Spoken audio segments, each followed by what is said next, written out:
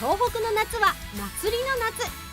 貸し借りが厳選した東北の夏祭りをご紹介します。見てきてシェアして見てみて感じてハピハピカンカン貸し借り。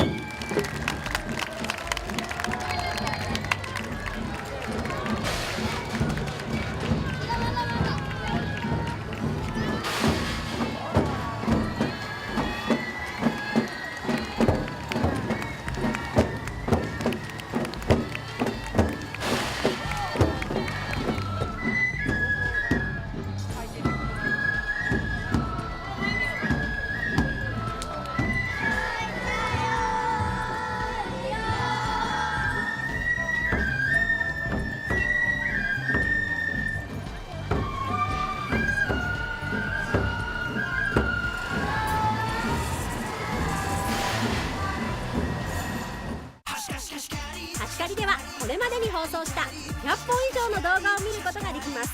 気になる情報は要チェックですよ。番組への情報もお待ちしてます。